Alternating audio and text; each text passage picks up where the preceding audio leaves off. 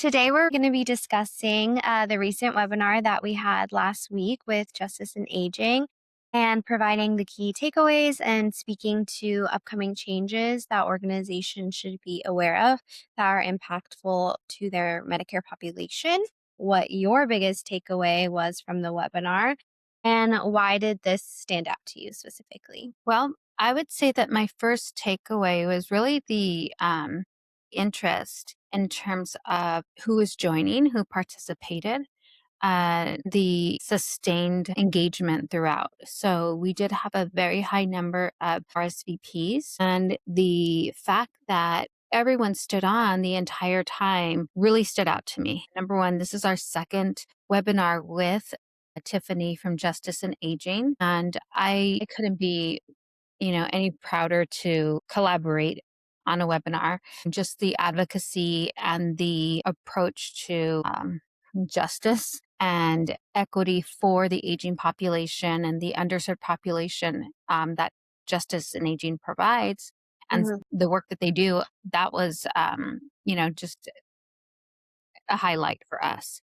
Again, having the interest, having the engagement throughout the entire webinar was substantial. I know that everyone's busy and a lot of, schedules are pretty tight. So to really have the response that we did have was awesome. I just think it really hones in and speaks to how important this messaging is and how important these policy changes are and how impactful they are. And, as our organization really supports FQHCs, we are always having missions in the back of our mind and equity in the back of our mind. And so I think that this was a very timely webinar for us to be speaking on. Absolutely. There's so many different conversations that we had close, as we closed 2025. There were immediate changes that took place within the last quarter of the year, and a lot of different questions and confusion around who do we talk to, how do we assist this population who have always been able to access Medicare. Now they're being told that they can't. And, you know, the stigma and just the fear, I would say, for the immigrant population as well. If I, have Medicare, does that mean that I'm going to, be at risk of deportation because I'm now unable to access a certain benefit? So I think there was a lot of that we wanted to clear up as well. I think that Tiffany did an amazing job of really breaking down all the information, Mhm. maybe actually putting it into practical terms, putting it into more digestible format. And, I haven't heard any bad takeaways from the webinar so far, but I'm pretty pleased with how it turned out. What would you say is the most important action that an organization should be taking right now? I would say really prioritizing communication with your patients, being proactive. I know that we expect for everybody to receive the same type of information around their redetermination dates and letters and packets. We expect that to happen, but we need to really take the initial step to ensure that the patient is aware that it's going to happen, bring them up to speed on what they should be looking out for. And so Mhm. I know that there's still a lot of fluidity in terms of, that what is it going to look like? What should they be? When will they be receiving their packets? There's a lot of movement around that. But I think just the proactive approach that FQHCs can take today would be reaching out to your members, your patients, talking to them, whether that's over the telephone, whether that's in person, whether Mhm. that's you know, utilizing whatever access point you have to your patients would be beneficial, even if it's a telehealth visit that the provider's having. Make sure that that is inserted in the communication with the patients, because the likelihood of more fear growing within and amongst the community about coming into the clinic for care Mhm. may impede on those opportunities to discuss that point with patients. And so, using every opportunity you have to really engage and just create more awareness with your patients. Yeah, I think creating that awareness is crucial, especially because, as Tiffany mentioned in the webinar, we're specifically speaking to a population who was told if they are legally here, working in America, paying into Medicare, that when they turn 65, they would be eligible to receive Medicare benefits. CMS is now not keeping their promise to the specific group of people, and so now they're going to lose coverage, which then what does that look like for FQs? What does that look like for safety net providers, hospitals? And so I just think we are in for a very interesting change in our how we handle specific groups of populations. And I think it's just a very concerning time right now. Yeah, absolutely.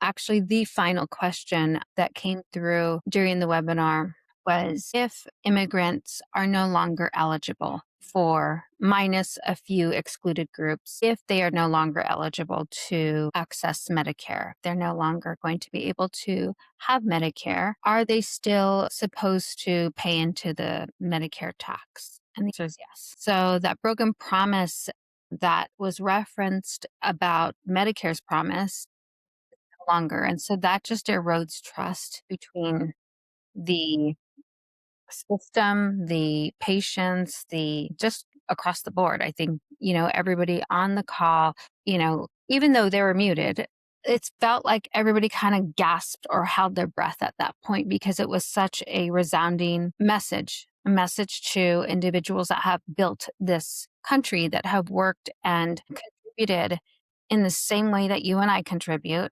And they are being, just erased from that. Yes, I was going to say that was just, I think, one of the more aha moments. And it was a internal call to action on, well, okay, well then what next? And, a question that didn't come up was, can any of this be repealed? Can any of this be reversed, right? As we look toward the midterms, we look toward opportunities to really change the dynamics in terms of the Congress and that checks and balance. Is there an opportunity to say, hey, we're going to go ahead and put new fresh blood into, Congress, and we can repeal any of this? Is that an opportunity? I hope so. I think, yes. And the reason am going to say yes is because there's been so many attempts to repeal the ACA.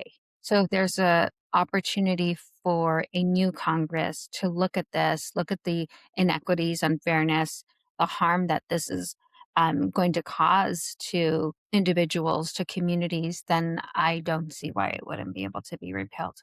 Well, especially because once these patients aren't able to access safety net providers or, the provider with their insurance, they're going to have to rely heavily on the hospital settings and or emergency room settings. Where does that fall?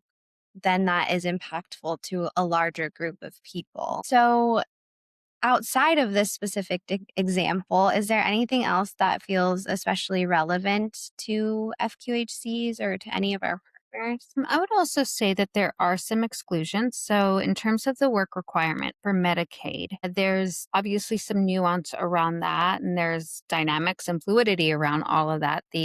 Um, how will patients be able to prove? How are FQHCs or providers really able to determine who is adhering to the work requirement and who also, on the other end of that, doesn't have to adhere to it because of the exclusions? I think that's something to definitely look out for and, stay on top of. Thankfully, we have the collaboration with Justice and Aging, and we will be able to bring a updated webinar in the near future when some of the clarity around work requirements and the reporting on that becomes available. We'll come back with more information. Mm. Um, and I do want to just acknowledge as well um, the openness that we are providing to our client community and just to the FQ community at large, the openness in terms of just bringing the information. It is with no strings attached. It is purely because we know and believe that we don't have all the answers. We trust in our partners like Justice and Aging, and we just really want to deliver the most up to date information as possible. And so I just want to acknowledge the trust that the individuals that join the webinar put in us to get that information from us. My last question for you was that if you had to give one piece of advice based on this webinar, what would it be? I would say that my one piece of advice right now is going to be really developing a tactical plan on communication with patients. Communication with patients, taking into account where that patient is in their healthcare journey, just in their journey in general. Is telephone outreach going to work for them? Is direct mail? Is more community outreach? There's all of the things I think that worked in the past as far as like that community outreach, meeting patients where they are in the community. Again, just kind of thinking of where we are today in the surge with ICE and communities. That may not be the best approach. So, utilizing other modes where it's less threatening for patients and less exposure for patients. So if that means really honing in and doubling down on telephonic outreach, then that's the way. Utilizing different platforms to connect with patients. If there's a patient portal, if there's any text message platforms that are used at the moment to engage with patients, something of that nature may be a little bit more impactful just because of the threat in the communities at the moment. And then, of course, I think everybody's very sensitive to the different language needs. So, there's a language line. If there's any, extra capacity building that could be, injected into that outreach, that's also something to be really considerate of. There's also the hearing impaired and deaf community that we want to be mindful of. So, any adaptions to your communication should really take into account all of the different patients and their distinct communication styles. Well, thank you so much, Joe. I really appreciate the conversation. Thank you so much. Appreciate it.